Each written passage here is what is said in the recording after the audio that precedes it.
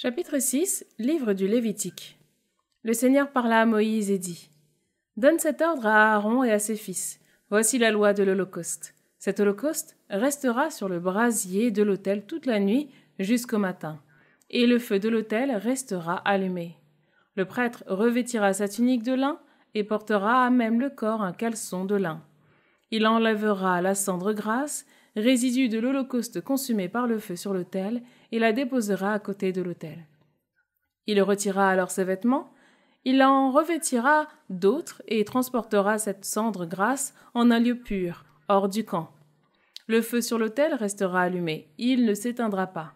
Chaque matin, le prêtre l'alimentera en bois, il y disposera l'holocauste et y fera fumer les graisses des sacrifices de paix. Un feu perpétuel brûlera sur l'autel, il ne s'éteindra pas. Voici la loi de l'offrande de céréales. Les fils d'Aaron l'apporteront à la face du Seigneur, devant l'autel.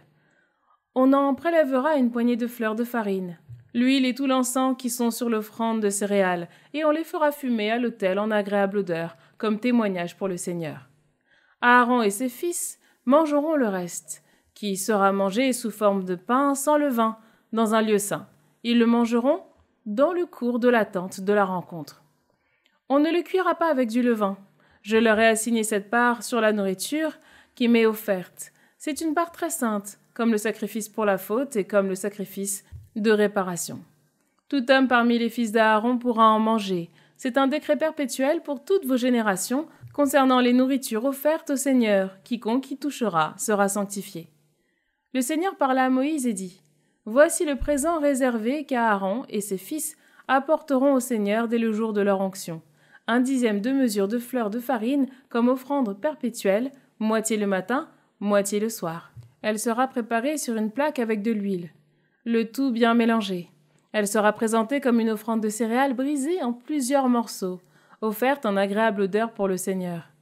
Le prêtre consacré par l'onction parmi les fils d'Aaron pour lui succéder fera la même chose.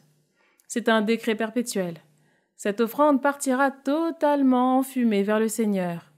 De même, toute offrande de céréales faite par un prêtre doit être une offrande totale. On n'en mangera pas. Le Seigneur parla à Moïse et dit : Parle à Aaron et à ses fils. Tu leur diras : Voici la loi du sacrifice pour la faute. La victime destinée au sacrifice pour la faute sera immolée devant le Seigneur, à l'endroit où est immolé l'holocauste. C'est une chose très sainte.